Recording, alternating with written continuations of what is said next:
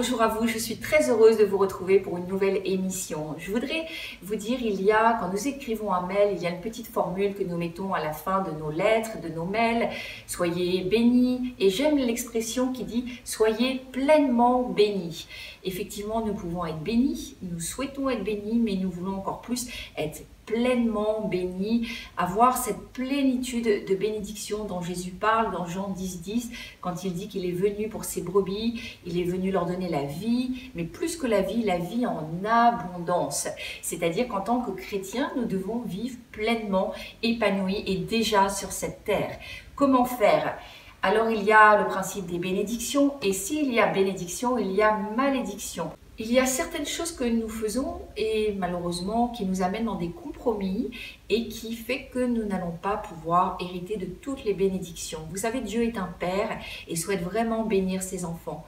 Mais parce que nous faisons peut-être certaines fois, sans le savoir, des compromis avec la parole, avec ce que Dieu nous demande, alors nous ne pouvons pas. C'est comme un blocage, c'est comme si Dieu veut nous bénir, mais dit non, il retient son bras parce que nous ne sommes pas totalement en conformité avec sa parole. Et aujourd'hui, je voudrais vous parler d'un verset, et c'est dans Jérémie 17, 5, et qui dit « Ainsi parle l'Éternel, maudit soit l'homme qui se confie dans l'homme, qui prend la chair pour appui et qui détourne son cœur de l'Éternel. » Le terme maudit n'est pas à prendre dans le sens condamnation, culpabilité, mais plutôt privation de bénédiction. Donc c'est sous l'angle de la grâce. Et dans ce contexte-là, nous lisons le mot chair, et là il ne s'agit pas du corps physique, mais il s'agit plutôt de la nature que chacun d'entre nous avons hérité de notre ancêtre commun, Adam. La transgression d'Adam, je dirais que son principal mobile, c'était ce désir d'indépendance qu'il avait par rapport à Dieu. Et ce désir-là, nous l'avons naturellement. Nous avons souvent envie d'être indépendants par rapport à Dieu. Et c'est ça le mot chair qu'il signifie. Ce désir est réellement en l'œuvre en chacun des descendants d'Adam. Donc c'est la marche par la chair, la marche, je dirais, par la chair à la place de l'esprit qui fait que nous allons rentrer dans un principe qui va nous priver et nous fermer des portes par rapport à la bénédiction de Dieu. C'est-à-dire, c'est quoi marcher par la chair? C'est accomplir des choses, c'est accomplir des actes qui sont indépendants de la grâce surnaturel de Dieu. Nous faisons des choses par nous-mêmes. Nous voulons faire des choses par nous-mêmes et nous pensons que ce sera mieux, plus facile de les faire par nous-mêmes plutôt que par la grâce surnaturelle de Dieu. Or, dans le passage que je vous ai lu, on voit qu'il ne s'agit pas d'un homme qui n'a pas connu Dieu, mais au contraire, c'est un homme qui a connu la grâce de Dieu et qui, à un moment donné, s'en est écarté, a commencé à vouloir agir par lui-même, par sa propre chair. Et c'est là que vraiment, à ce moment-là, Dieu retient son bras pour nous bénir comme il le souhaiterait. Le comportement d'une personne qui marche par la chair, si on veut des exemples concrets, ce serait une personne qui a davantage confiance en elle qu'en la grâce de Dieu.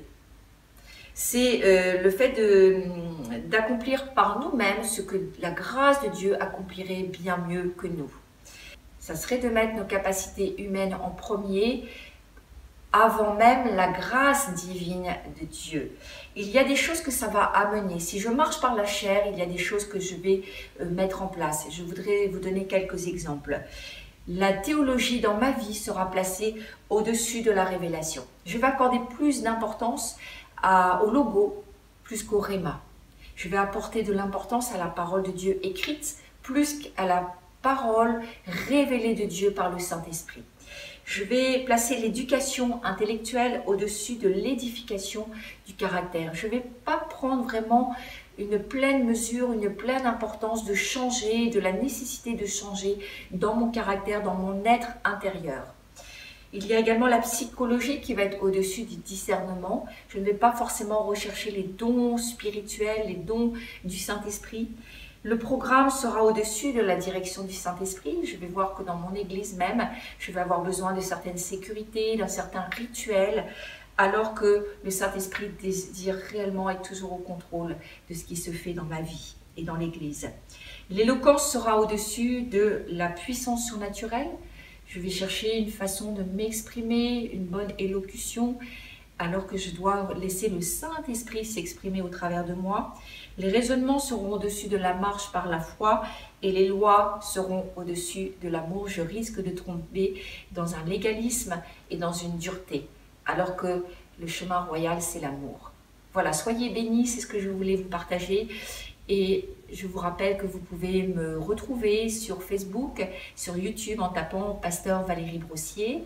Abonnez-vous afin que vous soyez au courant dès que nous postons un nouveau enseignement. Et vous pouvez également retrouver tous nos témoignages de délivrance et de guérison sur le site qui s'affiche en ce moment.